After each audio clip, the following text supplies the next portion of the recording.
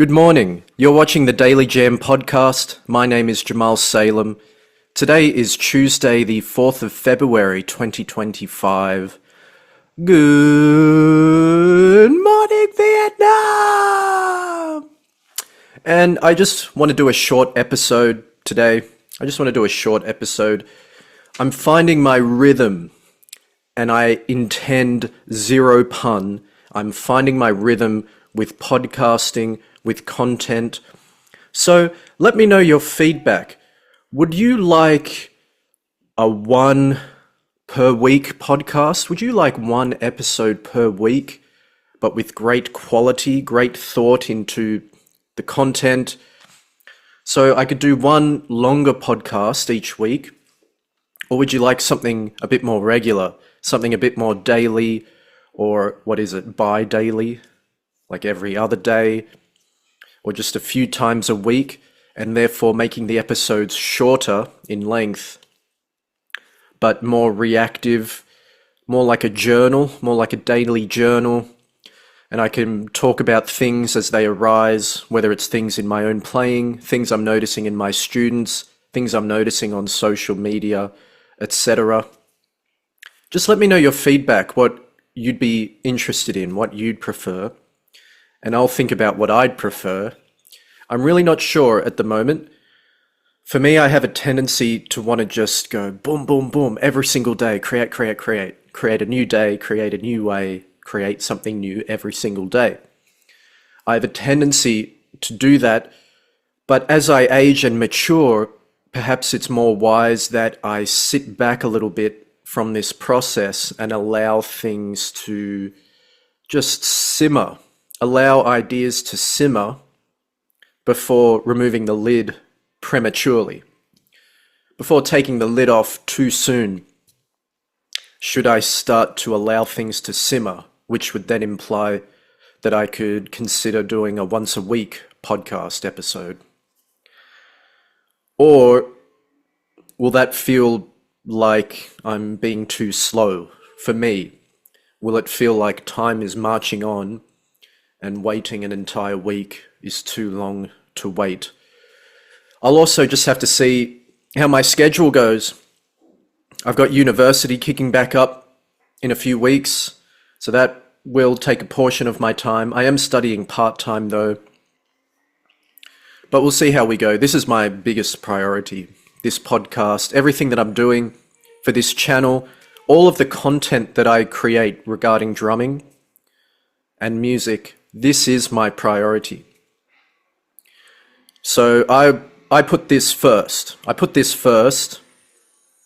I just have to be wise about burnout. I've burnt out before in the past. You know, that would make a great episode if I talk about the burnout that I've experienced. It was particularly in my late 20s. That's when it really hit me. I'm 34 now.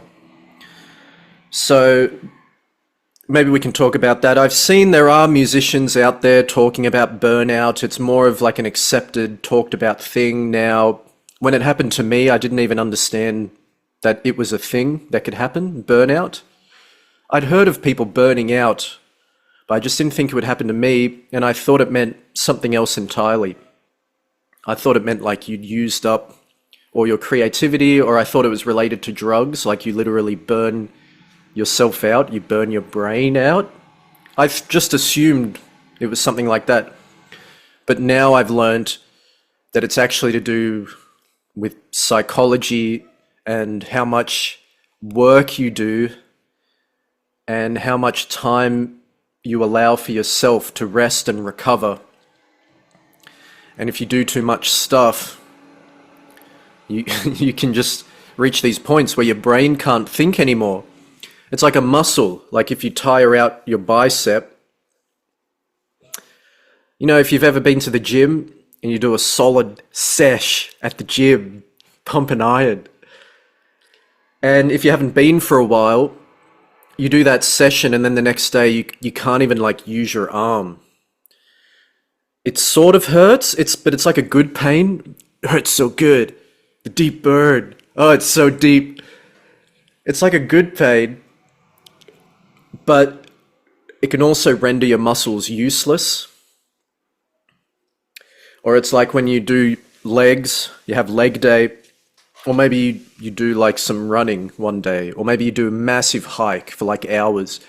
And then the next day, it's like your legs feel like jelly. And that's similar to how burnout feels or felt for me with the brain aspect. It was like the muscle itself needed to rest. I couldn't even use it. It was stretched to its extremes and it had nothing left to offer. And then all I could really do was just rest and recover for a long time. And that took me a long time to recover because I didn't actually understand what was occurring. And I feel like now that it's becoming more accepted, I won't say accepted, because you don't want to accept something that's unhealthy, but it's more talked about, it's more recognized. Perhaps there are more strategies, there's more awareness around it now. And maybe there was back then as well, but I just didn't know it was a thing that can happen. So anyway, burnout, maybe I'll talk about that in future. And I did just talk about it briefly. But some updates with my teaching. So I've got some students. I've got an afternoon at the local conservatorium. It may be expanding to 2 afternoons. So that's Wollongong Conservatorium of Music. This is in Wollongong, New South Wales. So I'm teaching a couple of afternoons there.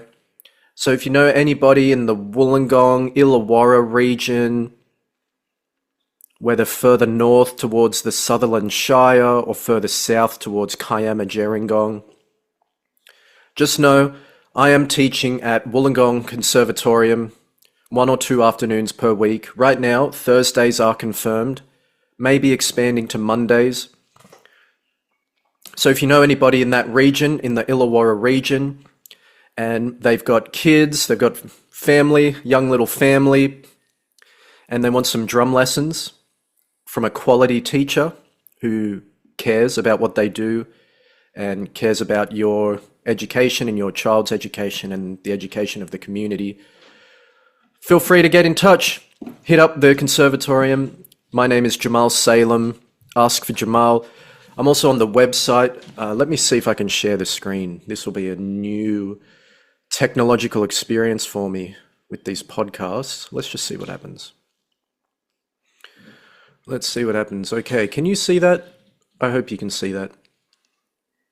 So you go to the Wollongong Conservatorium website. What do we got? A little pop-up.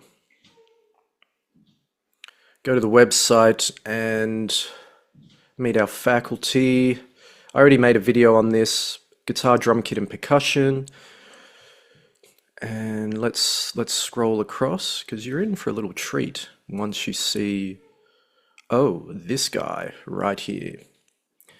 So I've got a little bio here, some questions answered. You're more than welcome to read through it. These are the genres I teach. I basically teach everything. Hello, birdie. I basically teach everything. I'd be surprised if you found a genre that I hadn't heard of or that I can't teach. But feel free to surprise me too. I'm fully open to being surprised. But you can count on me for whatever you want to learn regarding the drum kit, percussion, rhythm. So yeah, find me there. That's what I look like. That's who I am on the page. So that's one update. I'm also doing some teaching. Let me stop this. I'm also doing some teaching through another local business, Five Islands Music. I'm doing some teaching. So if you see them pop up on your social media, ads for music teachers that come to you, and one of them is Five Islands Music, I am part of that team. So chances are, if you go through Five Islands Music, you may get me as a teacher, for better or worse. I believe for better, but I'll leave that to your opinion and assessment. And of course, I offer my own private teaching services too. You can either come to my studio. Again, I'm based in Wollongong, New South Wales, Australia. If you want my precise location to stalk me, just get in touch, send me an email, jamalsalemdrums@gmail.com. You can also go to my website, jamalsalem.com.au, and from there you can find all my social media links. There's also a contact page on the website so you can get in touch with me directly. So that's if you want to book lessons straight through me, to me, from me, through my personal services. You can get in touch that way. I've got a couple of gigs. I've got one gig this Sunday. This is at Headlands, Austinmere. Again, New South Wales. We're south of Sydney. We're about an hour south of Sydney, just for context. So I've got a gig there this Sunday. What is that, the 9th? The 9th of February? I'm pretty sure it's the 9th of February. I'll be playing there with Sean Baxter, guitarist, great guitarist, vocalist, songwriter. Kind of like chilled folk, little bit country, alternative rock, surfy, chilled out kind of vibes. As a duo, so a two-piece. Sean Baxter, check him out on the socials, YouTube, Instagram, Facebook, all the rest. Spotify, he's got some songs on Spotify. So we'll be jamming at Headlands this Sunday, and I believe Sunday fortnight. So the Sunday, a fortnight after this Sunday. So if this is the 9th, so if we're playing this Sunday and it's the 9th, I'm guessing maybe the 23rd of February, we'll be back at Headlands. And that's about it for my gigs for February. Feel free to come on down. We're just playing covers for a few hours. It's no big deal. It's the reason I haven't really advertised those gigs at Headlands that we've been doing is because it's basically background music. It's not like a big feature event that you must see and tickets are selling fast. It's more like a Sunday afternoon, 1 p.m. till 4 p.m. Beers, lunch, food, families by the beach, or at least on a cliff that overlooks the ocean. So it's just nice atmosphere.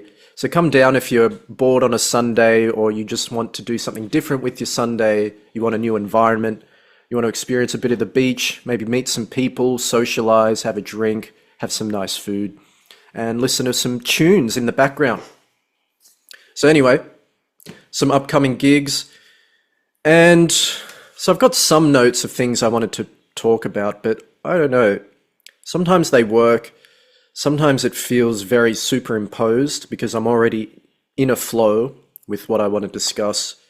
And you can feel a bit jolted, like using these notes and superimposing these topics. But basically, gigs, teaching updates, my personal practice. Oh, yeah, I mean, my practice, so I've been getting back into my drumming practice. I've got my routine back up. It's up and running. And it's a routine that I developed, well, in the 20 years that I've been playing. And I'd started studying music at a university. I started getting professional gigs in the sense of as a freelance contractor, you could say.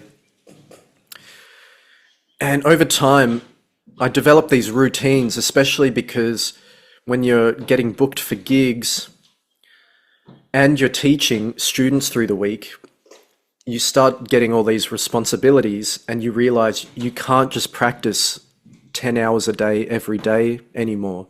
You have to get really smart with your time and your effort and have a bit of a strategy for how you attack practice. And it's one of those things where you'll start off highly motivated and you'll come up with this whole thing. And then a few weeks will pass, a few months will pass, you'll realize actually this sounded better as an idea, but in practice, the way I live my life, I have to like change this.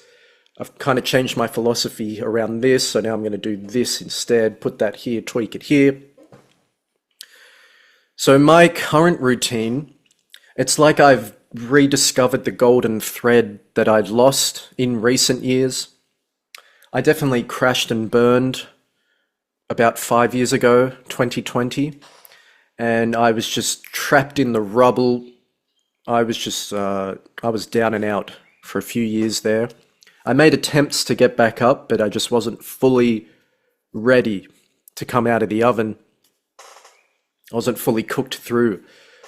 Whereas now I feel like I'm back and I'm keen and I've rediscovered this golden thread, as I described. I've rediscovered it, getting my routine back. I think I mentioned it a bit yesterday in yesterday's episode. Warming up is such a huge thing. For me, I just keep it basic. I really just start off like singular strokes. I might even just do 8 in each hand. 1, 2, 3, 4, 5, 6, 7, 8. 1, 2, 3, 4, 5, 6, 7, 8. 1, 2, 3, 4, 5, 6, 7, 8. 1, 2, 3. And I'm focusing on relaxation. I want it to feel effortless. I want it to feel smooth, loosey-goosey. And I'm just getting the blood flowing to my hands. I don't want to be doing calculus at this stage. I just want to be counting to 8, counting to 8, count to 8 again, and we're just counting to 8. We're just alternating hands. Because I feel like it can't get more basic than that in terms of fundamental motions. Now, sometimes I'll start off just doing what I call throw and catch, where I throw the stick, and I call it that. Maybe that's actually what it's called, but maybe it's called something else. But let's just say throw and catch, where I'll aim the stick towards the ceiling.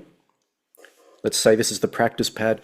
Maybe I'll do a whole episode where I've got my practice pad set up and I'll walk you through my warm-up routine, at least where it stands at present.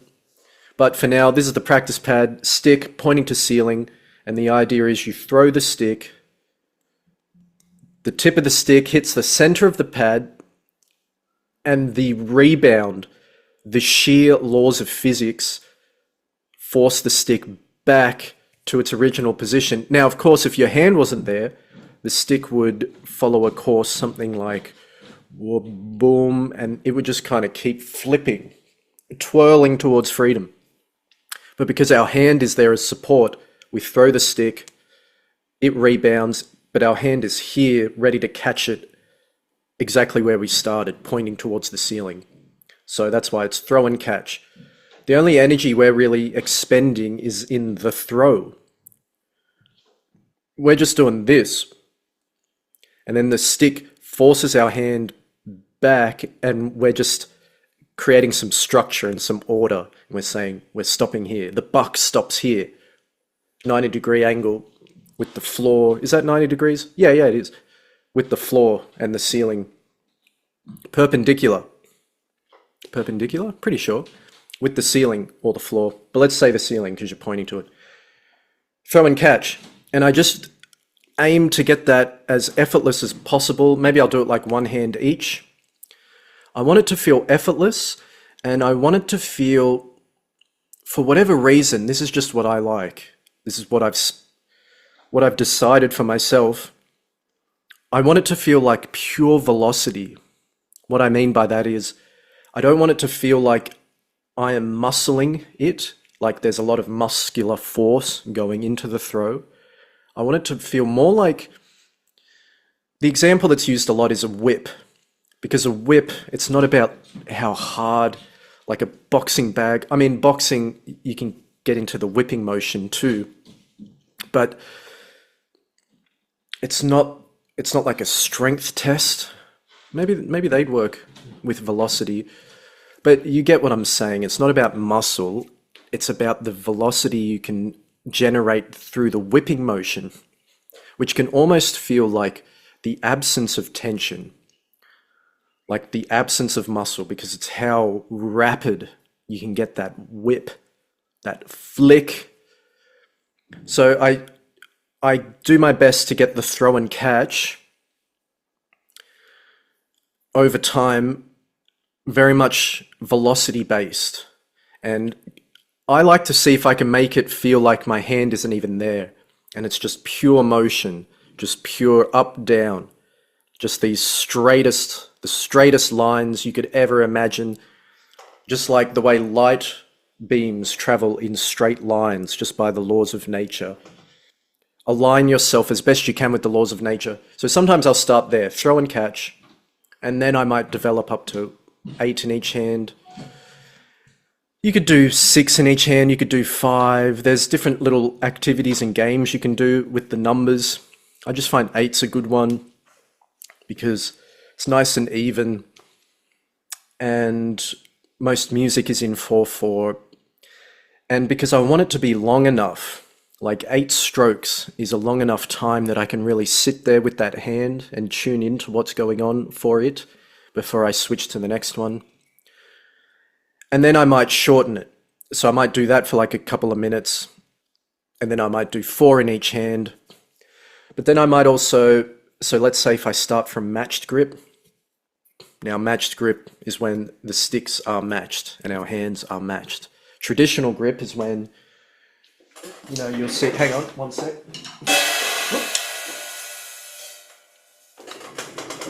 Ooh, the action. So matched grip, you can just look up drummers. There's so many lessons on this. You can look up what matched grip is, but like your hands are matched. Traditional grip. So this is my left hand. Lefty, left hand. Traditional grip, you'll see jazz drummers. Oops. I hope that wasn't loud for your ears. I won't do it again. So you'll see jazz drummers play this way. There's a whole history to it. I'm not going to get into it right now. But I just illustrated that for the sake of pointing out I'm practicing in matched grip. But then, so as I'm warming up, I might switch to, I should say technically German grip. When I think of it like the back of the hand is parallel with the ceiling. German grip, kind of like handlebars. Doesn't have to be exaggerated though. But then we got French grip, and that's when the thumb is on top. So after a couple of minutes of warming up, 8 in each hand, then I might shift towards French grip and then do the same thing there. And then I might practice like 1, 2, 3, 4, 5, 6, 7, 8, 1, 2, 3. Practicing rotating my hand to the different positions. So that way, if I find myself drumming and I'm here, it's comfortable, or if I'm here, if I'm there, if I'm here, if I'm here. So I'm just ready for whatever angle comes my way. And this also warms up the fingers as well. When you put the thumb on top, you get access to the fingers. So 8 in each. And we've only touched the surface of my warm-up routine, and I've already gone through quite a lot of things here, which is interesting because I didn't realize how in depth I'd thought about this stuff. But I guess once you do it every day for many, many years, even if it's on and off, you go through periods where you stop doing it, start it again.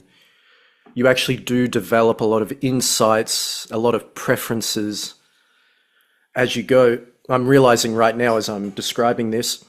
And then we might do doubles. Right, right, left, left, right, right, left.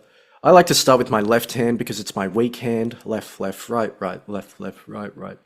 And sometimes I like inverting the doubles to keep me entertained. Let me entertain you. Left, right, right, left, left, right, right, left, left.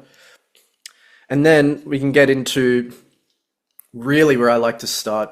And I got these ideas from John Riley. So I've attended some John Riley masterclasses. I've got one of his DVDs, but this particular excerpt, it's from one of his books. It might be called The Jazz Drummer's Workshop.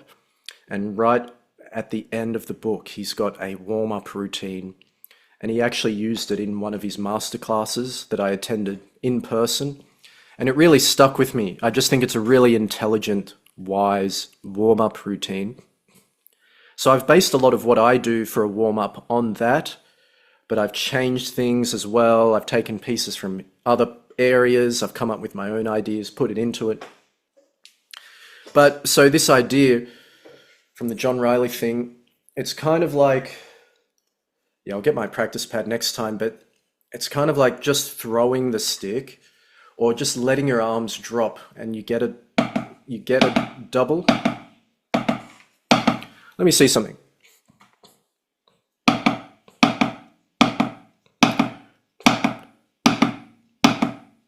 See how I'm throwing the stick, but I'm getting a second bounce? I'm not actually playing 2 strokes. I'm throwing the stick and there's a rebound. So, oops. So, doing that, you could actually start thinking more from your upper arm, your shoulder, your arm as a whole, just kind of dropping your whole arm. Very relaxed. You know, in school when they tell you to like, imagine you've just lost all the feeling from your body and you just let your limbs dangle. Same kind of thing, where you're just going blah, blah, blah, blah, blah, blah. And you just want to do your best to make it even, but we're not so much worrying about the sound with this one. It's more the relaxed feeling.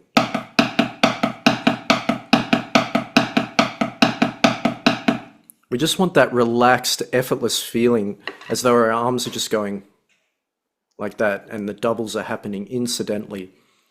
That's where we want to start for the sake of warming up, because we really want the absence of tension when we're warming up. We want to gradually introduce that tension. So, doubles as well. When I do the singles, back to the singles, 8 in each hand, I might then finish up with just actually doing a single stroke roll. Left, right, left, right, left, right, left, right, left, right, left. Typically starting with the left hand. And there's something else I was going to say. Oh, and I'll change the subdivision. So I might go, if this is the click, 2, 3, I might go 1, 2, left, 4. So 16th notes, these are. Sounded like Yoda. Use the force, you will. 16 strokes, these are. 16th notes, 1 E and a 2 E and a 3 E and a, then we might go 1 and a 2 and a 3 and a 4 and a 1 triplet, 2 triplet, 3 triplet, maybe 8th notes, 1 and 2 and 3 and triplet, 1 triplet, 2 triplet, 3 triplet, 4, 16th, 1 E and a 2 E and a 3 E and a 4. So just shifting between subdivisions. Also, see what happens if you play it really with minuscule motions, merely small motions close to the pad, and then see how it feels when you raise the sticks more, increase that angle, that distance between the stick and the pad, and just see if you can get the full spectrum going, nice and warmed up. So singles, doubles, gee, we're nearly at 30 minutes and I haven't even gone past the first 2 components of this warm-up. When you actually do the warm-up, you'll just sit down and do it. Like you'll just sit down and play. It's not going to take 30 minutes just to get past step 1 or 2. But it can if you want. You can make it go for as long as you want or as least as you need, basically. So this has actually been great to film because now I'm visualizing and I'm seeing that I'd like to have my little practice pad set up here. And I might actually walk through my whole routine and various other routines. I could basically teach you from here. But what I'll focus on is structuring it. I want to give you the structure. I'll do the tricky work. I'll be the mad professor with the Bunsen burners and beakers with chemicals, mixing them and explosions. I'll be that guy, and I'll concoct the precise formula that I will present to you, and then you've just got the easy part of implementing it. So maybe that's something I can shift towards, which is great because that gives me structure and focus. All right. Okay, we'll wrap it up, but the next step I'd be going into is push-pull. Push, pull, push, pull, push, pull. Let me just show you here. Push, pull, push, pull, push, pull. That would be the next thing on my list in the warm-up routine. But I'm not going to delve further. I might do a whole separate episode on my warm-up routine. So I hope that was useful for you. Let me know what works. Please remember to like, subscribe, follow, share this around. Let me know your feedback below. And I look forward to providing you more content tomorrow or the next day or in the very near future. Thank you so much for your time, and I'll talk to you soon. Peace.